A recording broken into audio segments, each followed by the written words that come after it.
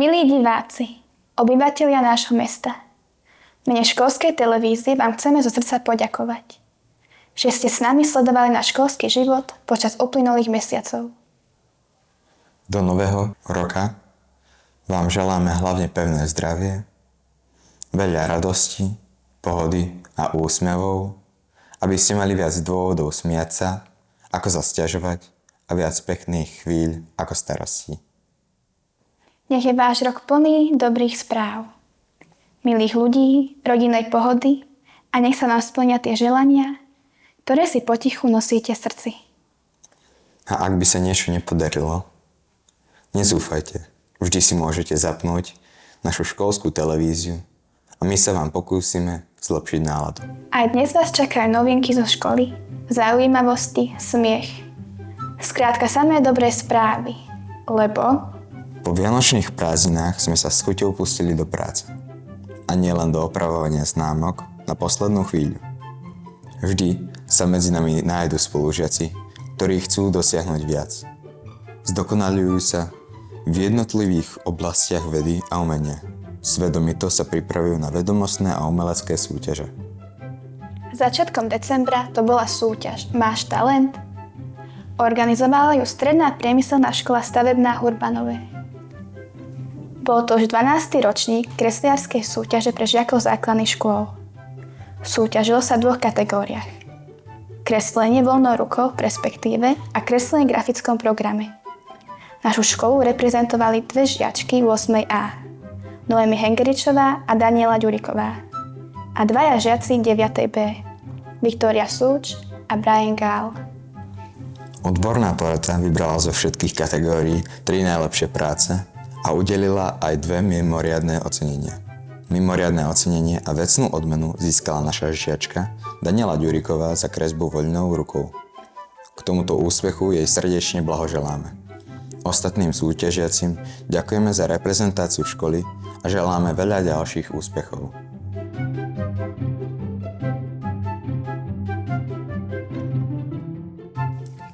Januára učebňu počítačovej techniky obsadili žiaci, ktorí sa prihlásili na školské kolo geografickej olympiády.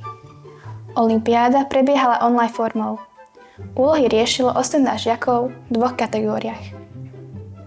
Prvú kategóriu tvorili 5-taci, druhú kategóriu 6-taci a 7-taci, ktorí riešili rovnaké úlohy.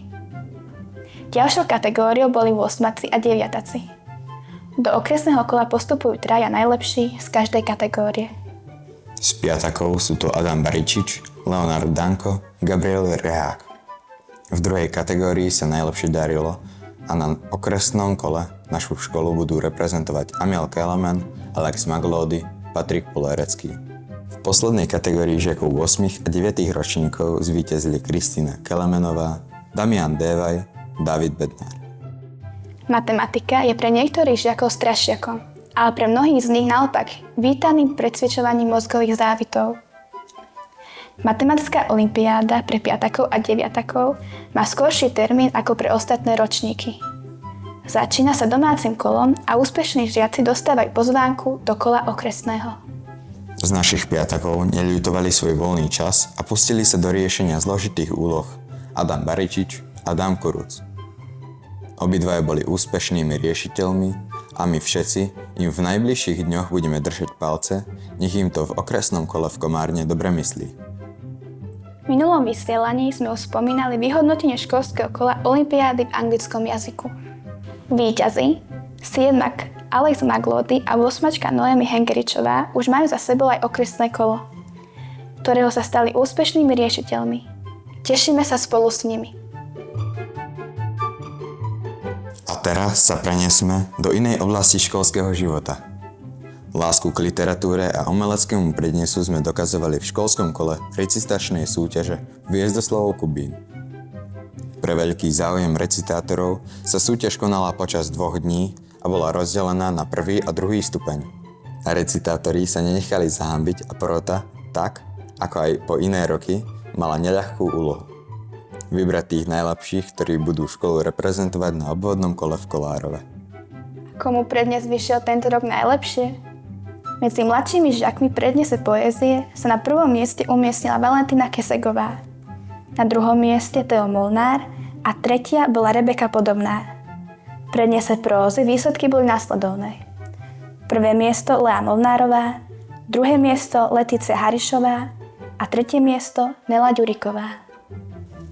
Ani druhý stupeň sa nenechal zahanbiť a na recitačnú súťaž sa žiaci perfektne pripravili. Najlepšie si viedli títo recitátori. V druhej kategórii v prednese poézie Nikol Palúšková, ktorá získala prvé miesto, Liana Kesegová, ktorá skončila s pekným druhým miestom a Natália Jakubáčová, ktorá sa umiestnila na treťom mieste. V próze vyhrala prvé miesto Mia Amelia Antalík. Oboznámime vás aj výsledkami tretej kategórie. V prednese poézie prvé miesto získala Kristýna Kelemenová, Druhé miesto Filip Kuruc a tretie miesto Rebeka Vargová. Prednese prózy má prvé miesto Ema Trnková, druhé Viktória Oravecová a tretie Ema Litavská. S predmetom dejepis sa žiaci stretávajú prvýkrát v 5. ročníku. Namiesto preberania dávnych udalostí sa naši piataci na hodinách venujú zaujímavým aktivitám. Hodinu venovanú hmotným pamiatkam obohatili predmety, ktoré žiaci priniesli z domovov a ktoré kedysi používali ich starí rodičia alebo predkovia. Trieda sa tak premenila na malé múzeum, kde si mohli priamo chytiť a preskúmať napríklad staré telefóny, ťažké liatinové žehličky, vojenské predmety ako prilba a ešus z obdobia druhej svetovej vojny. Priamy kontakt so starými, kedysi bežnými predmetmi pomohol žiakom pochopiť, ako sa život a technológie menili a prepojil teóriu z dejepisu s matateľnou realitou. Na inej hodine bolo zase hlavnou aktivitou písanie osobných odkazov pre seba do budúcnosti. Deti starostlivo zaznamenali svoje súčasné sny, obľúbené veci, priateľstvá a plány. Svoje odkazy následne vložili do obálok a s veľkou radosťou si ich zapečatili pečatným voskom. Táto starobilá technika im umožnila doslova zanechať viditeľný odkaz v čase, ktorý si otvoria až po rokoch. Takéto hodiny dejepisu ukazujú, že história nemusí byť len o vzdialených kráľoch a dátumoch, ale aj o osobných spomienkach a prepojení s vlastným životom. V našej škole to žije aj v popoludnejších hodinách. Pani vychovávateľky a deti sa v školskom klube rozhodne nenudia. Rok 2026 privítali veselým popoludním plným pohybu a fantázie. Deti sa ponorili do rozprávky, ako sa nový rok 2026 narodil.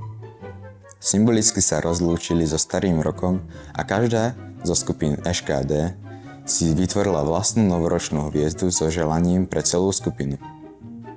V nasledujúcich dňoch otvorili zimnú olympiádu s Olafom. Hymnu a sľub zvládli tak, že by sa ľadové medvede roztopili od dojatia. Disciplíny boli legendárne. Hod snehovou guľou do olympijských kruhov, štafety so sánkami a lopatami, korčulovanie na sucho, maratón snehu. Záverom si každý odniesol odznak s Olafom, lebo vyhral každý, kto sa zapojil, zabavil a neroztopil sa od smiechu.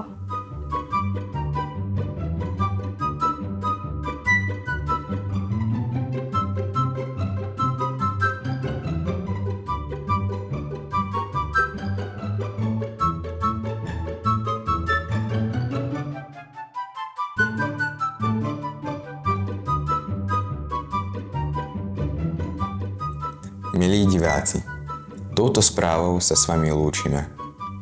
Budeme radi, ak si nás opäť naladíte. Dozviete sa, ako sa lyžovalo s siedmakom na krahuliach. Dozviete sa? Ale o tom až na budúce. Zatiaľ dovidenia.